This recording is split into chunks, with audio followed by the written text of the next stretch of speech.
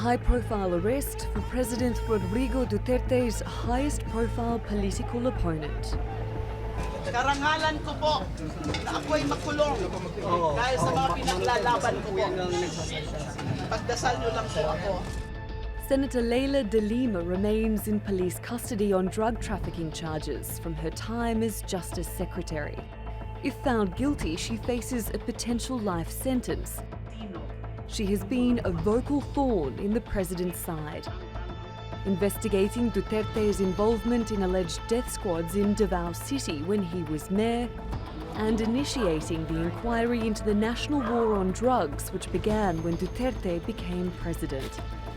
But his supporters say he has done more to end the drugs crisis than any other leader, and they approve.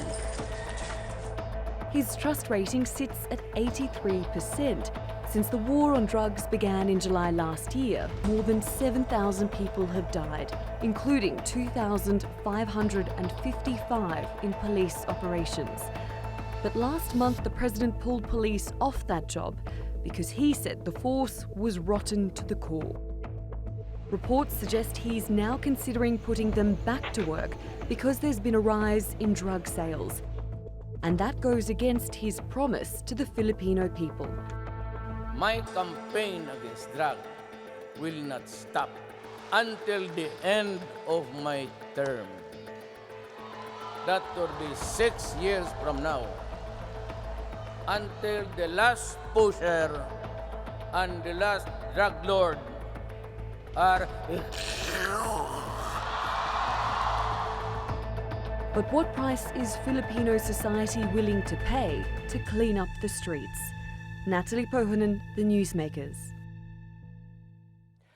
Joining me now from Manila is Pompey Lavinia. He ran Rodrigo Duterte's social media campaign during the election that catapulted him to the presidency. Pompey, thank you very much for joining us. Welcome to the program. You know, when we do Philippine shows, sometimes there's pushback from a lot of Filipinos who say you're part of the international media or Western media that's very aggressive and unfair towards our president. So as sort of ground rules, before we even begin, it's completely established that Mr. Duterte was democratically elected. We're not here to question that. We're not here to question that the country has a terrible drug problem, or to question the fact that he's still got massive support from the majority of people in the Philippines. That's accepted, and that's a baseline for the conversation.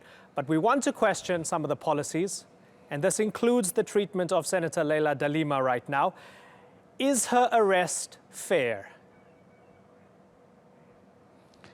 Imran, before I answer that question, I just want to clarify that I'm not an official spokesperson of the government right now, but your people were very persistent in asking me to come, and I think you need to hear the Philippine point of view also. Thank you. Thank you. Fair. Definitely it's fair because it went through our court system, our judicial system here, of which Senator de Lima herself was Secretary of Justice just a few years back. These are the same processes, the same people, the same judges in the courts that when she was Secretary of Justice, Senator de Lima used to prosecute people that the government felt were guilty of certain crimes. She had no problems with them then, she had no problems with the system then, but now she appears unwilling to subject herself to the same rules, the same procedures, the same judges that she was more than willing to embrace when she was the Secretary of Justice. So it's fair, totally fair. Okay, I spoke to her in December. I asked her why she called the president a self-confessed serial killer. Have a little listen to a clip of that interview from December. His policy is really summary killings of drug suspects. So that's why I called him a self-confessed serial killer, because he is the one responsible for the mass murders of thousands of suspected criminals. So Pompey, her criticism of him has been extremely harsh, extremely personal.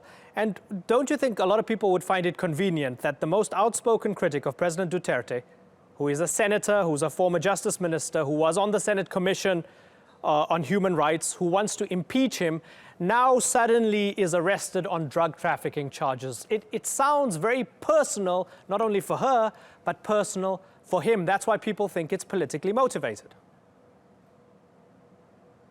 Yeah, well, it's also extremely false. Her accusations that the president confessed to mass murder. There's no evidence of that whatsoever, that he has done that. And being a lawyer, she knows that. Now, there is no secret that there's acrimony between the two parties. That is widely covered in the press. But to say that this is the reason why she has been brought to the bar of justice is a totally different thing. She is not being accused of a crime that is related to being against the president or being an enemy of the president, but she is being brought to justice for crimes allegedly committed while she was Secretary of Justice.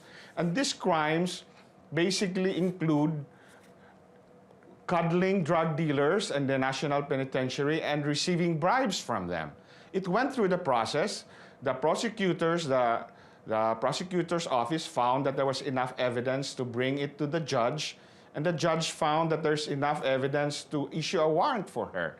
None of the accusations against her is about politics. So I don't know, I mean, if we exempt everybody who's a political enemy of anybody in power, then would that free these people then to commit any crime? Because if you bring them to justice, then they would say that this was politically motivated. She did the same thing when she was Secretary of Justice. Okay. She brought charges against people that were the perceived enemies of the administration she was serving. But you know, those cases prospered on their own merits. Some were dismissed, sure, some are still going on, and some probably will result in convictions. So you're saying it's not politically motivated. Let me bring up your tweets from February 23rd. So I'm going to bring up the first one. The first one, you have a picture of her up against the height chart when she's being arrested or booked. Never underestimate the political will of this president. And then about an hour later, Delilah's dare, arrest me now, done. Aren't you basically saying in those tweets that this is politically motivated? You're saying you take on the big man, you face the consequences. That's my interpretation of your tweets, Pompey. No, when I said the political will of the president to kill the drug problem, to finish the drug problem in my country once and for all, including people, senators, if they're involved in it. That's what I meant with political will, not the political will to persecute a specific person. I mean, there are many critics of the president right now. There's the vice president who disagrees with him on certain policies. Many senators disagree with him on certain policies. But she's the only one who got herself involved in drugs, protecting drug lords and taking bribe money. At least that's what the allegations are. Now, she has all the chance in the world to defend herself. You know, we have a high bar. You know, our justice system here demands that guilt be proven beyond reasonable doubt. And we are far from that. What has been brought are charges and in the court, and this is a chance for her to prove, you know, that these charges are not true. Actually, it's the government's job to prove that she's guilty beyond reasonable doubt, and she has to defend herself. And the other tweet I have that she said, arrest me, that is something that she did say. She said, arrest me now. She dared the president to arrest me now. And at that point, that when I made the tweet, she had been arrested. So done is an appropriate word. Sure, but she's saying arrest me. She's saying arrest me if you disagree with me because I'm fighting against you politically. She said it is my honor to be imprisoned for the things I'm fighting for. That's what she means. She means make me a political prisoner.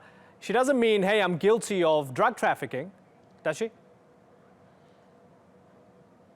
I don't know what she means, but what I meant was that she had dared the president or the establishment to jail her now, and the justice system had moved far enough that a warrant had been issued for her arrest. So it's done. That's what I meant. Okay. I just want to ask you a final question in terms of whether she'll get a fair trial. Given that we've seen more than 7,000 killings, and this is the sticking point for a lot of rights groups and a lot of international condemnation. They're saying that the president is soft on extrajudicial killings, or maybe he even supports extrajudicial killings. So given that we're in an atmosphere where suspects are being killed, they're still called suspects because they've never had their moment in court, given that current political atmosphere and legal atmosphere in the country, will she get a fair trial? Yes, she will. First of all, Imran, extrajudicial killing, the definition of that implies that it's state-sponsored. No evidence has ever been presented that is sponsored by the state. Now, there are vigilante killings. I think everybody would agree on that. That's out there, for everybody to know. But what is the relation to her not getting a fair trial? These are the same judges, the same processes, the same courts that she herself subjected to those that were prosecuted by the state to. So, nothing has changed there except that now she is the one being brought to justice.